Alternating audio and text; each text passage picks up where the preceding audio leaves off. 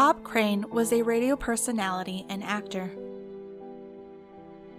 He is known for his role in Hogan's Heroes, a popular 1960s sitcom. But Bob would be most remembered for his death and the scandal that emerged from the investigation. Born in Waterbury, Connecticut on July 13, 1928, Bob spent his childhood years participating in orchestra and jazz band. After graduating high school, Bob spent 2 years in the Connecticut Army National Guard. He married his high school sweetheart, Ann Terzian, and they had 3 children together. After receiving an honorable discharge from the National Guard, Bob began a new career in radio broadcasting. In 1950, Bob and his family moved to Los Angeles, California, so that Bob could host a morning radio show. The morning radio show gained popularity as ratings climbed, and Bob became known as the king of the Los Angeles airwaves. Bob used the momentum of his radio show to begin his acting career. He began to make guest appearances on shows such as The Dick Van Dyke Show and The Donna Reed Show. In 1965, Bob landed a starring role on Hogan's Heroes. Hogan's Heroes was a sitcom about a World War II POW camp. The series became a hit in the first season. But the success of his television career came at a cost to his personal life. Bob fell in love with fellow cast member Patricia Olson, who went by the stage name Sigrid Valdez. In 1970, Bob divorced his wife, and later in the year, Bob married Olson. Their wedding took place on the set of Hogan's Heroes and included co-star Richard Dawson serving as best man. Dawson also introduced Bob to his friend, John Henry Carpenter. Carpenter was a regional sales manager for Sony. At this point in Bob's career, he enjoyed the celebrity status that Hogan's Heroes provided him. He and Carpenter would hit the bars and clubs together. Bob would always attract the attention of women.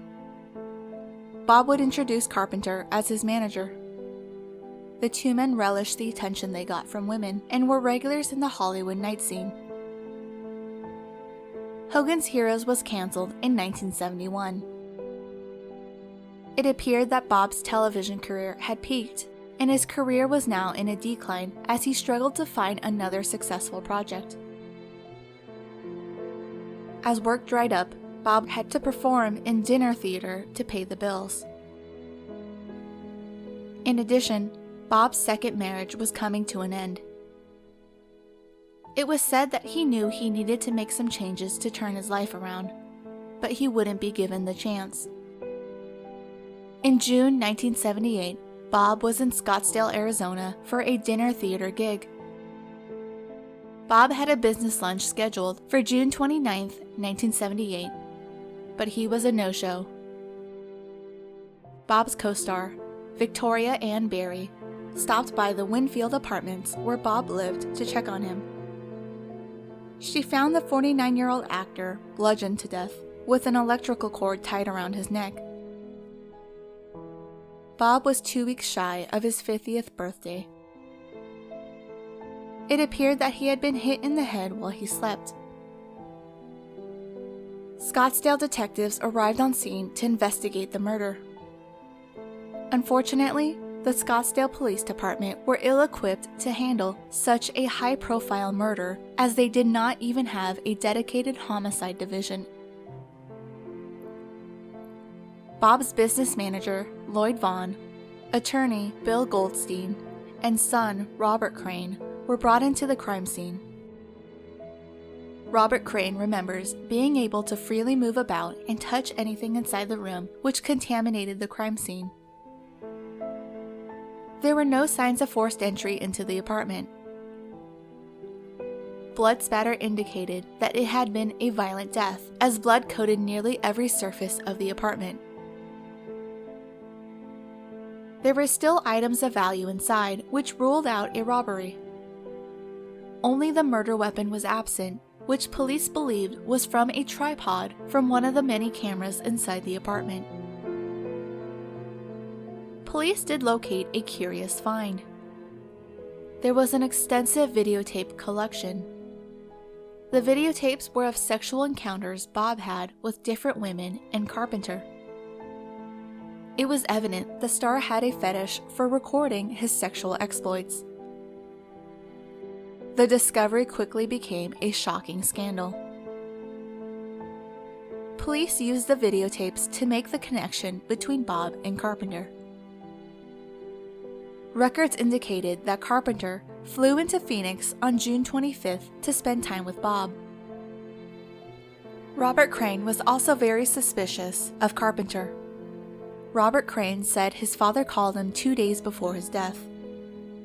Bob knew that he needed to make some changes in his life, and that included separating himself from John Carpenter. Bob felt that Carpenter had become a burden who had rode his coattails for far too long and planned to break up with his friend. Carpenter had a rental car that was impounded and searched. Police located bloodstains inside the rental car that matched Bob's blood type. Carpenter became the prime suspect in the case. But without a murder weapon, the county attorneys refused to issue an arrest warrant. Without any further evidence, Bob's case went cold. In 1990, Scottsdale police re-examined the evidence. DNA testing was conducted on blood samples that were taken, but they were inconclusive. Scottsdale police did locate a photograph that had been overlooked in the initial investigation.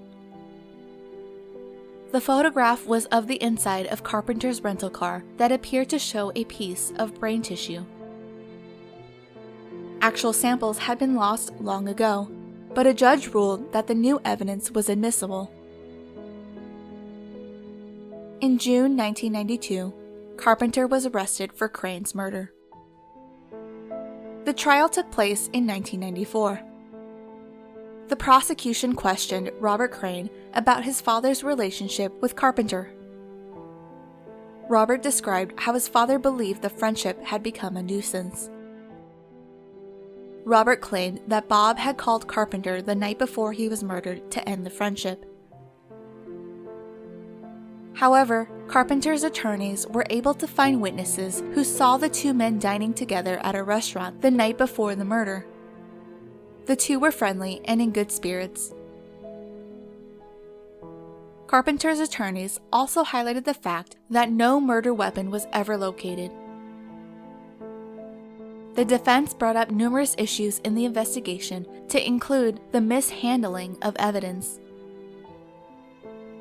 They also emphasized the sex tapes and the potential that a jealous spouse may have committed the murder.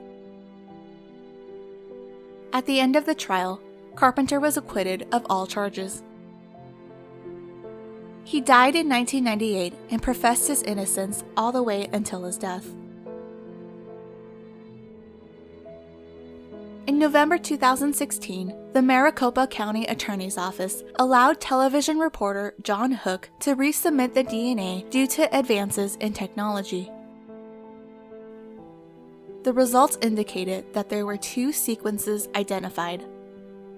One was from an unknown male, and the other was too degraded to make any conclusions.